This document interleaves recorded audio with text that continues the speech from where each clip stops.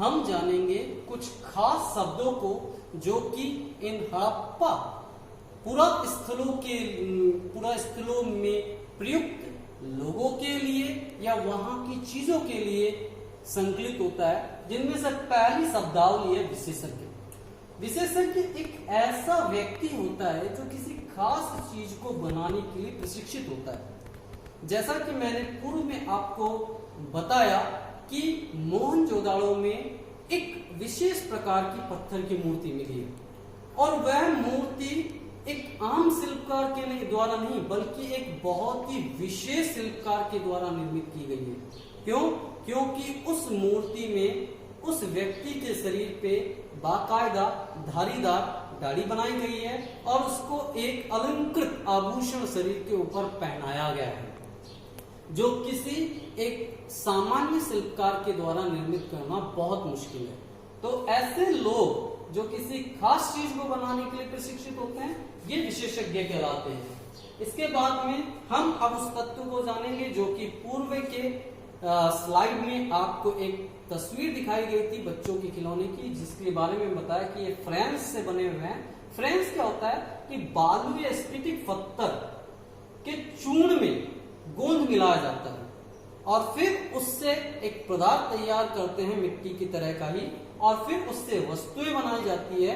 वस्तुएं निर्मित करने के बाद में उसके ऊपर एक हल्के चिकने नीले या हल्के समुद्री रंग की परत चढ़ाई जाती है।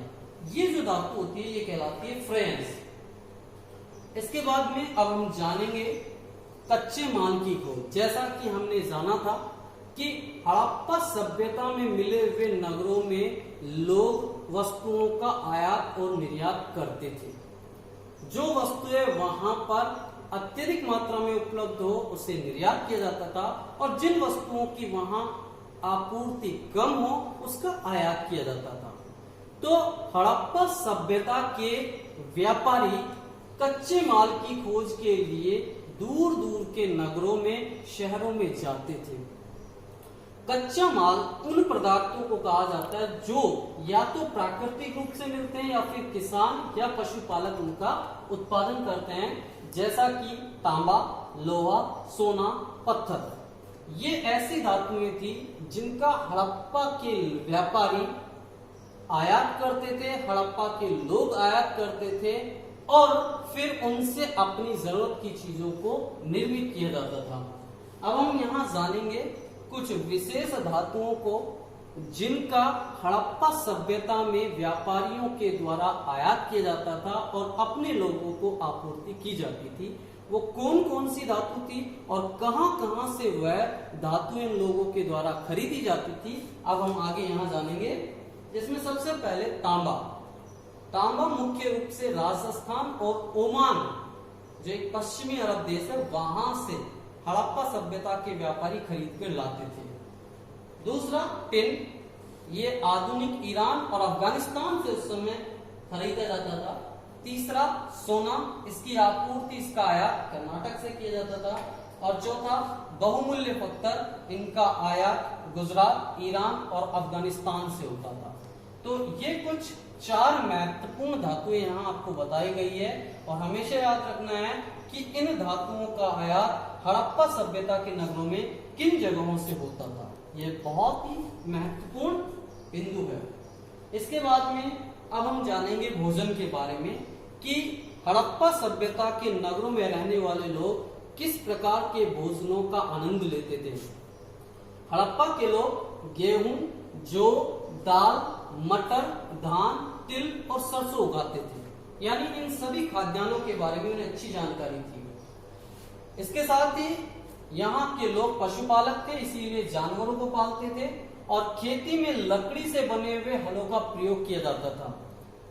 पुरातत्वविदाओं को कुछ ऐसी लकड़ी के बने हुए और पत्थरों के बने हुए छोटे हल के नमूने मिले हैं जो बच्चों के लिए उपयोग में आते थे।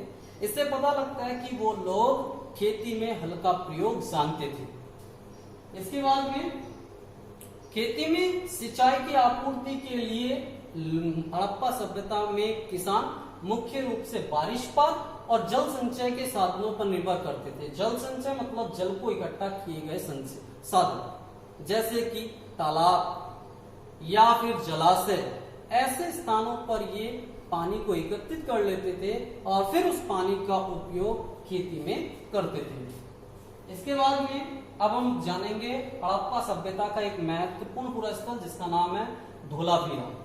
ये वर्तमान गुजरात में है और हड़प्पा सभ्यता का ये एक ऐसा नगर है, जैसा कि हमने प्रथम स्लाइड में देखा था कि हड़प्पा सभ्यता के नगर मुख्य रूप से दो भागों में विभाजित थे, लेकिन ये एक ऐसा पूरा स्थल था, ये एक ऐसा नगर था जो 3 भागों में विभक्त था हड़प्पा सभ्यता का।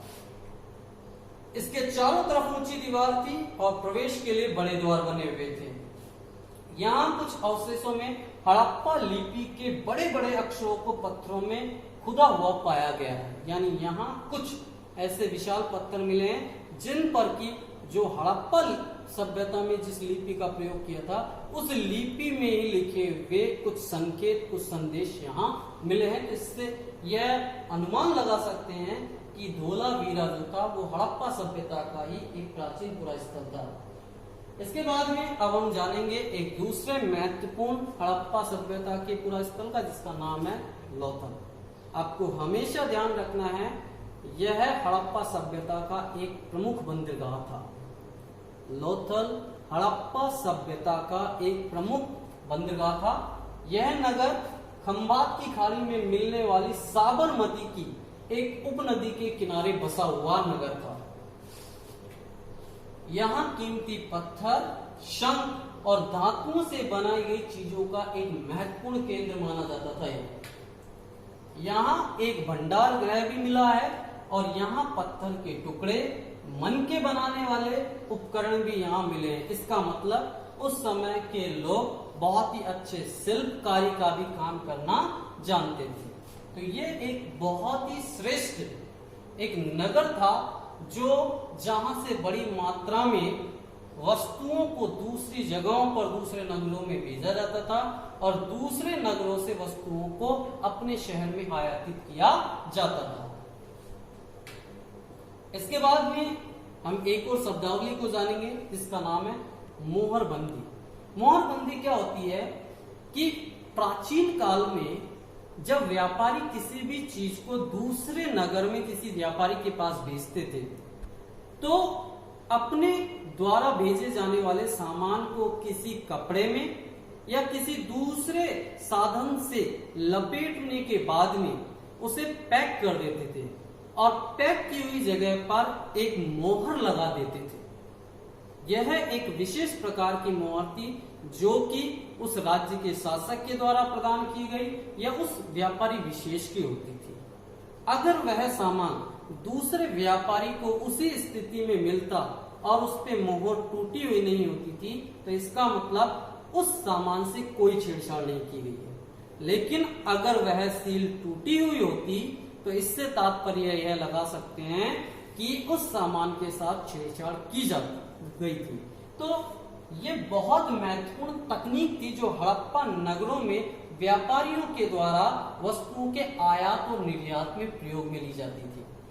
मोहरबंदी सामानों से भरे हुए थैलों या डिब्बों को बंद करने के बाद उनके किनारों पर लगी गई मोहर की छाप को मोहरबंदी कही जाती थी। आप देख सकते हैं यह लोथल एक प्राचीन बंदरगाह और हड़प्पा सभ्यता का एक बहुत महत्वपूर्ण पूरा स्थल माना गया है। इसके आगे अब हम यह जानने का प्रयास करेंगे कि इस सभ्यता का हड़प्पा जैसी सभ्यता जो कि एक बहुत विकसित और उच्च कोटि की सभ्यता थी, इस सभ्यता के इसके नगरों का पतन किस प्रकार हुआ। जैसा कि पुरातत्ववेदाओं को और इतिहासकारों के द्वारा वर्णित किया गया, बताया गया है कि इस सभ्यता के पतन का कोई स्पष्ट संकेत, स्पष्ट कारण नहीं है। कुछ अनुमान इतिहासकारों के द्वारा लगाए गए हैं जिनके द्वारा हम यह जान सकते हैं कि इस सभ्यता का पतन इस कारणों की वजह से हुआ है, लेकिन वो कारण में कौन सा कारण प्रमुख है यह अभी तक अनुमानित ही है। कोई पूर्ण रूप से वर्णित नहीं है, केवल अनुमानित कारण है कि जिनकी वजह से यह सभ्यता नष्ट हुई। यह सभ्यता आज से 3900 साल पहले इस सभ्यता में एक बहुत बड़ा बदलाव आया, जिससे इस सभ्यता का पतन हुआ। जो इसके पतन के कुछ अनुमानित कारण हैं। पहला, जंगलों का विनाश हो गया, जिसकी वजह से लोग बागों के उत्पादन के सामान, उनकी फल फूल, जानवरों के विनाश हो गया और लोग बाग उन शहरों को छोड़ के चले गए। दूसरा, नदियों को सूख जाना। हड़प्पा सभ्यता के बीच जितने पुरा स्थल थे मुख्य रूप से नदियों के किनारे बसे हुए थे। जब इन नदियों का पानी सूख गया और यहाँ के लोगों को पानी की आपूर्ति नहीं होने लगी, तो ये इन नगरों को छोड़ के दूसरी जगह चले गए, जिसकी वजह से भी इस सभ्यता का पतन हुआ। तीसरा, बाढ़ का आ जाना, कि सिंधु नदी या इसकी सहायक नदी या दूसरी नदियों जिनके किनारे हड़प्पा सभ्यता के पुरा स्थल स्थित थे, वहां पर अचानक बहुत ज्यादा पानी आ गया इन नदियों में, जिसकी वजह से इन सभ्यताओं का पतन हुआ। तो ये कुछ अनुमानित कारण है जिसकी वजह से हड़प्पा सभ्यता का पतन माना जाता है। मुख्य रूप से जंगलों का विनाश होना, नदियों का सूख जाना और बाढ़ का आना है। इसके बाद में हम कुछ दूसरी बातों के विश्व इतिहास के कुछ दूसरे बिंदुओं पर बात कर लेते हैं, जिनमें से एक बहुत महत्वपूर्ण विषय वस्तु आती है पिरामिड।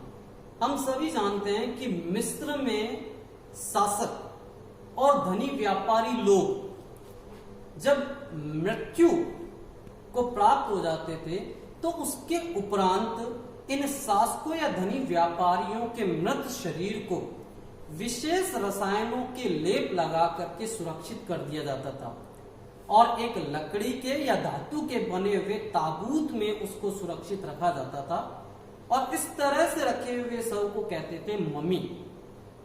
इस तरह के रखे हुए शव को कहते थे मम्मी। इन शासकों और धनी व्यापारियों के मम्मी के ऊपर बनाए गए स्थानों को या एक विशेष प्रकार की कब्र जो त्रिभुजाकार होती थी, उसे पिरामिड कहा जाता था।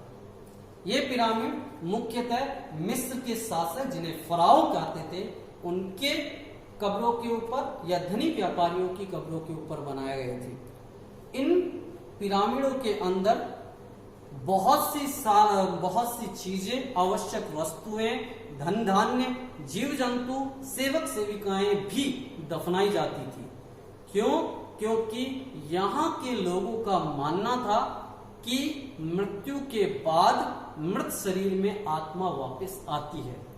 इसीलिए लोग उन शवों के साथ में कीमती वस्त्र, आभूषण, बर्तन, जानवर, भोजन, पानी पीने के साधन और सेवक सेविकाओं को भी दफनाते थे। मिस्र के शासकों की मृत्यु के बाद जिन स्थानों पर उन्हें दफनाया जाता था, उन स्थानों पर बने हुए बड़े बड़े मकबरों को पिरामिड कहा जाता था। इन पिरामिड में मृतक राजाओं के शवों को सुरक्षित रखा जाता था और इन सुरक्षित रखे गए शवों को मम्मी कहते थे। इन पिरामिडों में मम्मियों के साथ अनेक खाद्यान्न पदार्थ, बर्तन, हथियार, सेवक सेविकाओं को भी दफनाया जाता था। ये आपके सामने एक उदाहरण है मिस्र के एक पिरामिड का। आप देख सकते हैं त्रिभुजाकार एक विशाल आकृति का बना हुआ पिरामिड है, जहां पर आपके सामने एक पिरामिड का दृश्य उपलब्ध है। आप देख सकते हैं ये त्रिभुजाकार बने हुए पिरामिड हैं और इन पिरामिडों में ही शासकों को, धनी व्यापारियों के शवों को मम्मी के रूप में सुरक्षित रख करके दफनाया जाता था। तो अब सारांश रूप में हम यह कह सकते हैं कि इस अध्याय में हमने हड़प्पा सभ्यता में पाए गए प्राचीन पुरा स्थलों को जाना, जो कि शुरुआती नगर थे और जिनका समय काल लगभग 4700 वर्ष पूर्व से लगभग 3900 वर्ष पूर्व तक, यानी लगभग 800 साल का रहा। यहाँ के नगर बहुत ही उच्च कोटि के निर्मित थे। यहाँ के भवन निर्माण, नाले और सड़कों की डिजाइन बहुत ही उच्च कोटि की थी। स्वच्छता के प्रति ये लोग बहुत सजग थे। इसके अलावा यहाँ बड़ी मात्रा में वस्तुओं का आयात और निर्यात किया जाता था। यहाँ बड़े अच्छे कुशल, विशेषज्ञ, शिल्पकार और अनेक महत्वपूर्ण व्यक्ति निवास करते थे। इन सभी बातों से हम यह निष्कर्ष निकाल सकते हैं कि यह सभ्यता एक उच्च कोटि की सभ्यता रही है, जिसने कि मानव को एक श्रेष्ठ नगरीय जीवन जीने की और आने वाले कालों में प्रेरित किया है। अतः अब आप सभी समझ गए होंगे कि हड़प्पा सभ्यता के ये प्राचीन नगर कितने सुदृढ़, विस्तृत और श्रेष्ठ थे। अब अंत में हम कुछ कल्पनात्मक प्रश्न देखेंगे और इन कल्पनात्मक प्रश्नों को इस अध्याय के अध्ययन के बाद अपने विवेक से स्वयं करने का प्रयास करेंगे। ये आपके सामने 2 प्रश्न उपलब्ध हैं जो कल्पना के पर आधारित है और आपको यह प्रश्न इस अध्याय को अच्छी तरह से अध्ययन करने के बाद में इनका जवाब, इनका उत्तर देना है। मुझे उम्मीद है कि आप सभी को यह अध्याय बहुत अच्छी तरह से समझ में आया होगा और इसी तरह से आप अपने घरों में सुरक्षित रह करके, स्वस्थ रह करके, सफाई के प्रति ध्यान रख करके अध्ययन करते रहेंगे। धन्यवाद।